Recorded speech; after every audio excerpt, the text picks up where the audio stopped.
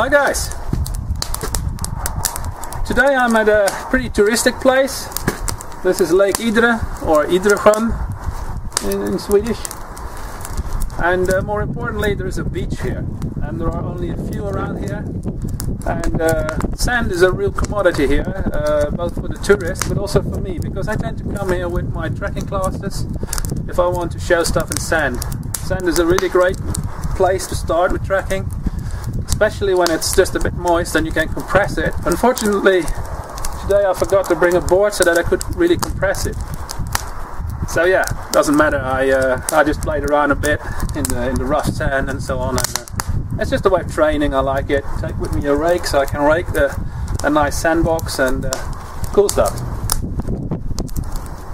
There is also an interesting story written here in tracks, and I will show you that later on in the movie. Two moose, they met each other a bit further that way, but they walked in some really nice sand, so they left a really interesting set of tracks with really nice pressure releases that we can study a bit later on. Yeah! Now, first I have to address two tags. I was tagged for a few weeks ago by North Survival to show you my two favorite knives. Well, I've actually done a similar tag. Actually, it was my first tag about a year ago, 1.5 years ago, I think a year ago. And that was about my three favorite knives, bushcraft knives. So things did change a bit, so that's interesting. I can show you my current two favorite knives. And the second tag was by Mari Vrylink. I hope I pronounced the name right. He asked me to show me my three favorite bushcraft items that I bring on camping or when I'm out in nature. I would say both of these tags, I think you probably will be able to answer by just watching my videos. In the second tag, the one with my three favorite bushcraft items, I am going to skip over the cutting tools, over the knives, because otherwise it won't be so interesting. But I will show the stuff besides my knife. And actually we'll start with the knives. I'm lying about it here.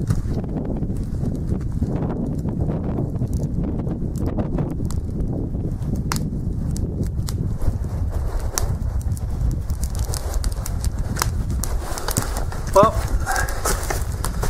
of course, you always see me walking around with this one, or even that one, and I will show you that a bit more clearly.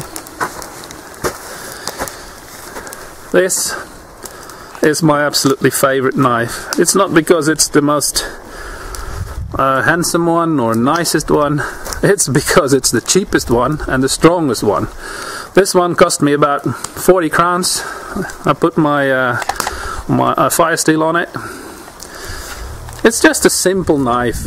It's from Hultafors, but it is extremely strong, very good steel, very sharp, very easy to make an edge on, and it has really sharp sides on the back of the knife, so it really works good with the fire steel.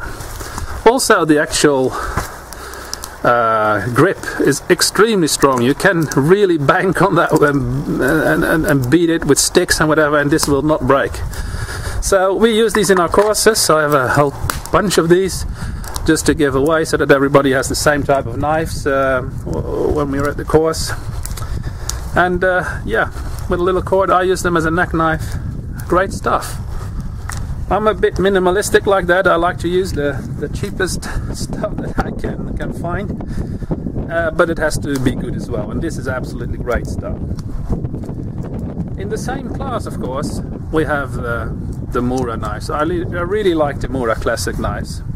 I do realize that we have a bit of a light issue here. You see, this is the one I got from Sandy. It's a really nice one. This is an Erik Jönsson, and the classic series from Mura I really love. I think in the previous favorite bushcraft knives I had a Mura Clipper and a Mura 2000 Yeah. They are still extremely good knives, but for some reason I changed to these ones. And not really for some reason. There is a big price difference. The Clipper wasn't all that bad, but in price, I mean, it's a great knife. But both of these knives I had, both the Mura 2000 and the Clipper I had, were stainless, and these knives are not. They are carbon steel, and I kind of like that much more. It's just easier to get an edge on it. So I would say that these two things are my favorite knives, but it wouldn't be totally fair, because actually this one is also one of my favorite knives, and it goes along in this group. This one was given by my friend Sandy. This one was given to me by my friend Sav. To make it look good, I put my, because the meaning was that it looked like this.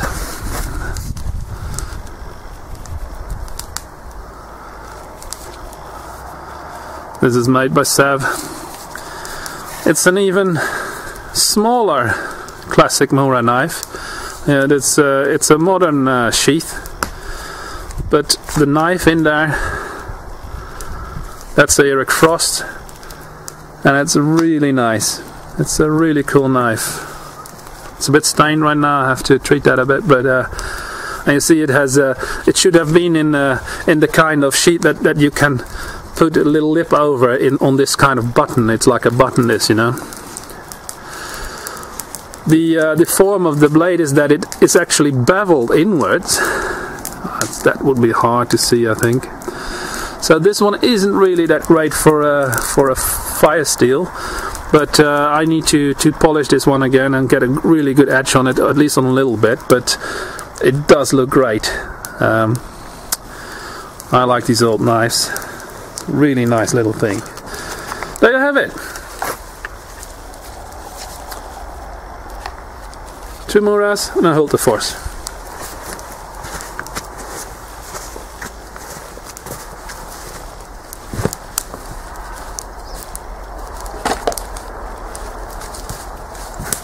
So to immediately go on with the other tag. By the way, I have now names to tag it on further.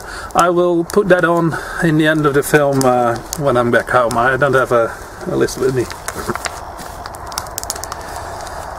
Before I can go on with the next tag, my 3 favorite bushcraft items, I have to go and say, okay, we skip the cutting tool, because this would be my absolute favorite, and not only that, it's a necessity. Same with this. I always have a first aid kit, a lifesaver or whatever. You need to have this when you're out in the wilderness. I'm not even talking about it being a favorite or not, it just has to be in your pack. So we skip that knife and the first aid kit, and we go on with something more of choice.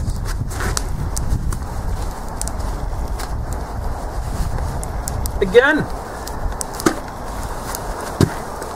if you've been watching my films, you probably will see this is what I always have with me. I like to make a cup of brew, I like to make coffee, tea, whatever. I always use a BCB cooking system. I have a bit of aluminium foil in that as a lid, and also to spread out on the ground to make a fire on. I have these 2 pins which I put in the ground to put my Crusader cup on sometimes. There's a little cup. In the cup I have some cotton balls, and I have some salt and some pepper, oil, a little spoon, knife, spork thing, and the Crusader cup holder. Just very simple. And then I will have to put this here. The most important, of course, because that would be, if I have to choose the thing, that will be, of course, the BCB Crusader cup. It's been used recently, it's black, and it's well worn in, this one. But this is the greatest thing I have with me on my adventures in the woods. And just actually as the knife, this is a survival item. Container is one of the C's of survivability. You need to be able to boil water. You need to be able to have something to sterilize water in and whatever not. So I really love these things. The rest is just a bonus. I take it with me. Sometimes I only take the cup. So to be completely strict in the tag, this is the first thing that is my absolute favorite to take with me on bushcraft outings and being in the wilderness. To complete it, it's the whole kit, because you also have the Crusader cooking system. You know, it's just a little thing you can put this in. See, you can put some spruce resin in there, or this eco gel, this green gel stuff, or haxa blocks or whatever. I quite often use it with just little pins, with little nuggets of wood, and then you can cook your coffee on that one. Or I use the little forks there. But strictly, this is my favorite. My second favorite.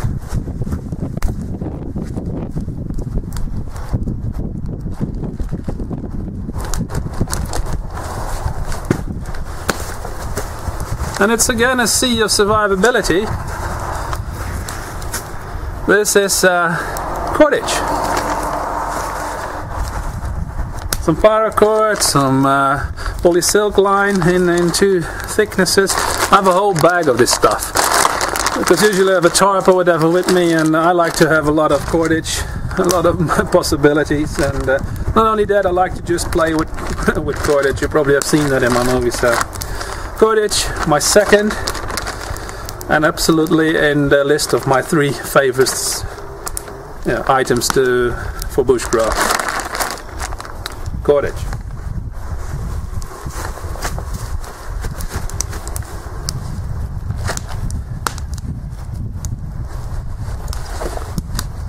Another thing you've been seeing in my movies a lot is my Swazi tar anorak. This is, well, it's turned out to be the greatest piece of clothing I ever bought. This is just simple Gore-Tex anorak thing, and it's been serving me great. I get a lot of questions on this thing. A lot of people want to know where to buy it. I've tried to get this in my shop, and I will make another effort in that. I just buy them straight from Swazi, so yeah.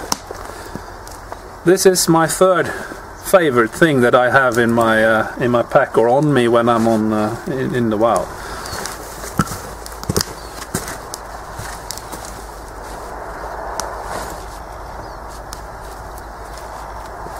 So that were my three favorite things. And actually I have a fourth. When I'm out, that's the same when I have courses, but also when I'm out on myself, I have a little notebook. This is a little BCB field notebook. It's waterproof, the paper is waterproof, so I have a little soft pencil with it, and you can write on it, even if it's wet, it doesn't matter. And you make notes, stuff that happens to you, stuff that you see with the students, in my case, or just stuff that happens to you, or you want to write down. Really nice to have that with you. Seeing an animal that is strange, or wanting to look something up later. Great to do some journaling.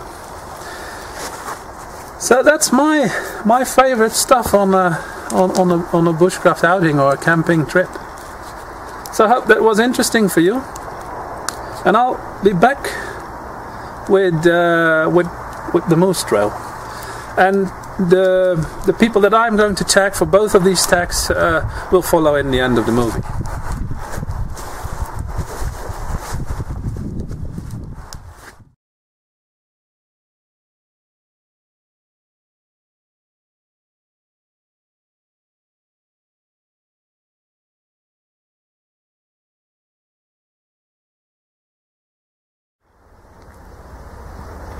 There's a lot going on pressure release wise.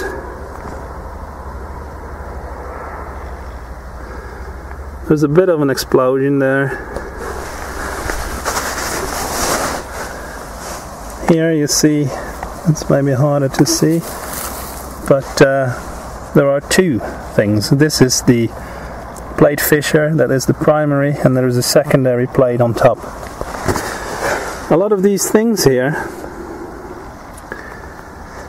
they are not caused because the animal put a lot of force in, because the terrain is sloping down. So it's just because he's pushing off against the slope. So you have to take that into account. Otherwise this would indicate that there would be quite a bit of force in that direction, so the next track would be way more to the right. But in this case it isn't. It's just because of the form of the landscape.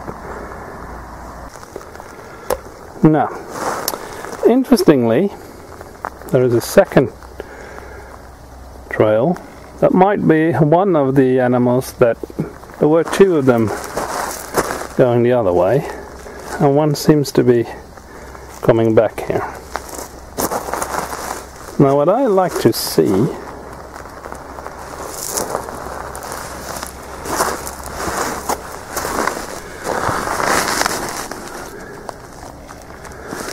in this track and that track, we see that there is quite a lot of pressure inward.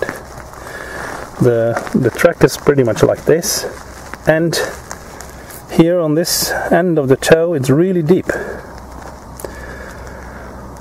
This would almost indicate that the animal was looking downward and to the left, that way, and that is in that one exactly the same. This track here is pretty straight, so he looked up.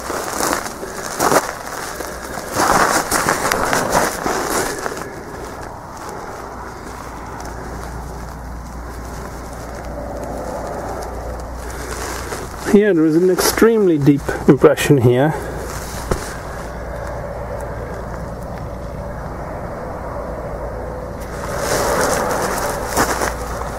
And it is continuous here, and there is straight again.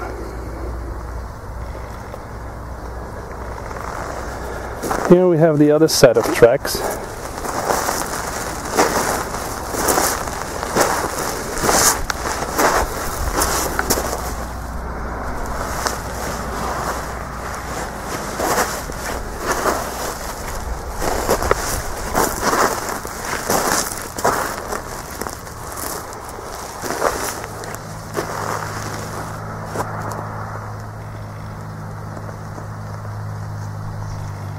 And they seem to have the opposite.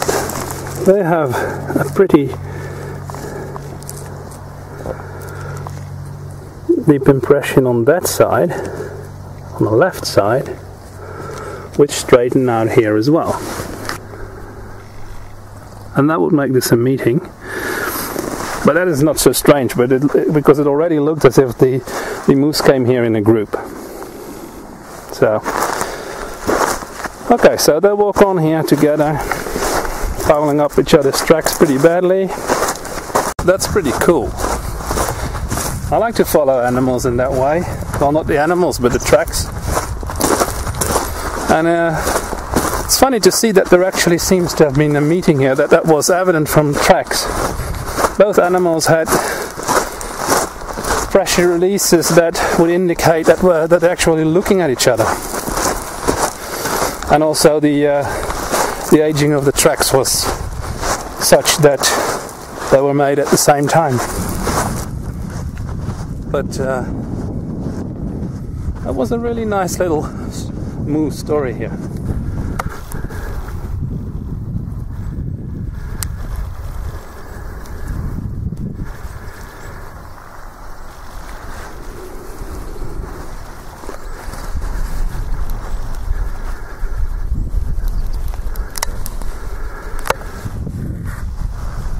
See you on the next movie, guys.